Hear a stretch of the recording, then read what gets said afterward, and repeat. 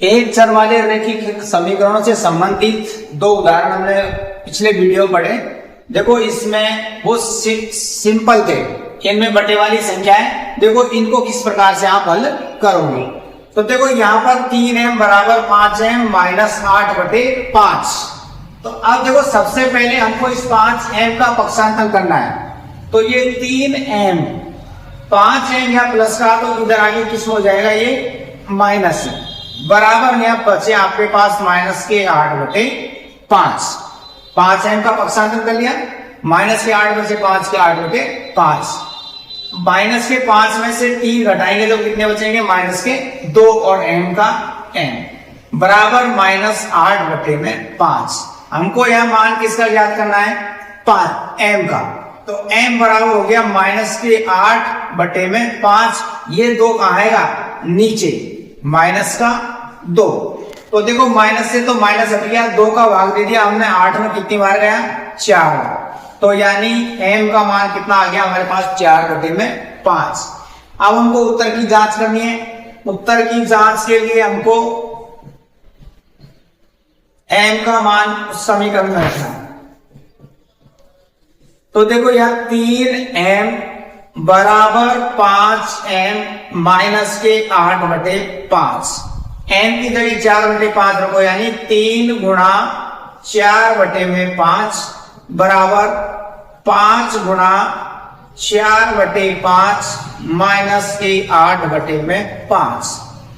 ऊपर वाली संख्या को ऊपर गुणा करो, 3 को 4 से गुणा करेंगे तो 12/5 बराबर, देखो ये ऊपर वाले 5 से नीचे वाला 5 कट गया। अगर काटो तो ठीक है, नहीं कोई दिक्कत नहीं है, आपको इसको गुणा कर लो। 4 गुणा 5 करेंगे तो कितना आएगा, 20 बटे में नीचे 5 है तो 5 लिख दो, माइनस का चिन्ह है, माइनस 8/5 का 8/5। तो ये देखो अपने पास में 12/5 है बराबर, यहाँ दोनों का नीचे 5 है तो लघुत्तम कितना आएगा इसका, 5। 5 का भाग 5 में एक बार, 1 को 20 से गुणा करेंगे तो 20, चिन्ह माइनस है तो माइनस। 5 का भाग 5 में एक बार, 1 को 8 से गुणा करेंगे तो 8। 20 में से 8 घटाए कितने में से, 12 और नीचे बटे में 5, यानी इधर भी 12/5 और इधर भी 12/5, यानी हमारा m का मान 4/5 सही है। इसी प्रकार देखो एक अगला सवाल ये है, 2x/3 प्लस 1 7x/15 प्लस में 3, इसको आपको हल करना है। देखो सबसे पहले क्या करते हैं, इस 1 के नीचे कुछ भी नहीं है तो हम क्या मान लेते हैं 1, और इस 3 के नीचे कुछ भी नहीं है तो यहाँ भी क्या मान लेते हैं 1। अब देखो 3 का और 1 का लघुत्तम कितना आएगा, 3 का भाग गया 3 में एक बार, 1 को 2x से गुणा करेंगे तो क्या आएगा, 2x। प्लस का चिन्ह है तो प्लस, 1 का भाग 3 में देखिए कितनी बार गया, 3 बार, 3 को 1 से गुणा करेंगे तो 3 बराबर का चिन्ह। 15 और 1 का लघुत्तम 15 आएगा, 15 और 1 का 15। 15 का भाग 15 में एक बार, 1 को 7x से गुणा किया तो 7x, प्लस का चिन्ह है तो यहाँ प्लस लगाएंगे। 1 का भाग 15 में 15 बार, 15 को 3 से गुणा किया तो कितना आएगा, 45। यहां तक हो गया। अब देखो हमको इनको क्या करना है, वज्र गुणा। इसका क्या करना है हमको, वज्र गुणा।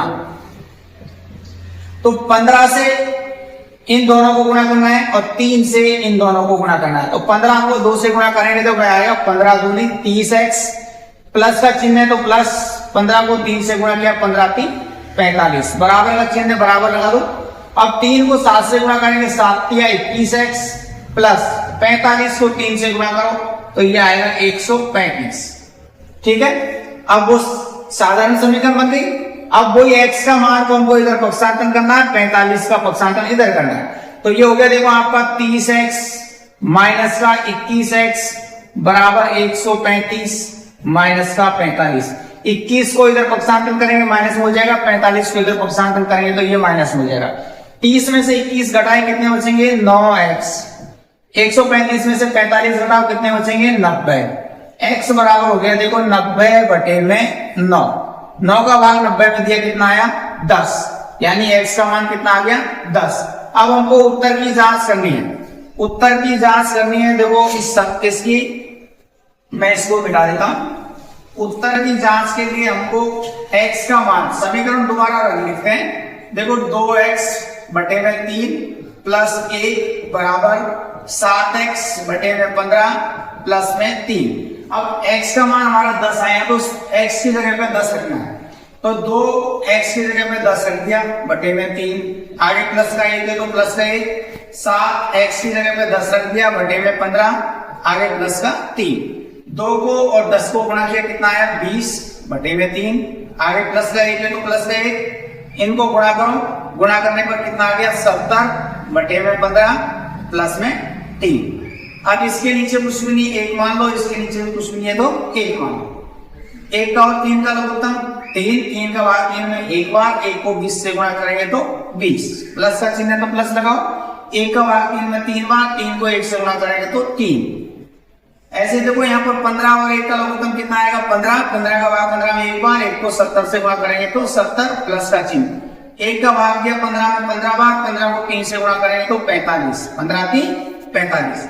इनको दोनों को जोड़ दो, 20 और 3 कितने हो गए 23 बटे में 3 बराबर, इन दोनों को जोड़ो 5 7 4 11 बटे में 15। अब देखो यहाँ तो आया 23 बटे में 3, यहाँ आया 115 बटे में 15। तो देखो हमने इसमें भाग दे दिया किसका 3 का भाग दे देते हैं, 3 का भाग दिया इसमें 3 दिया 9, 2 बचे, 5 का भाग दे देते हैं, 5 दूनी 10, 5 दिया 15 और इसमें 5 का भाग दिया 3 बार।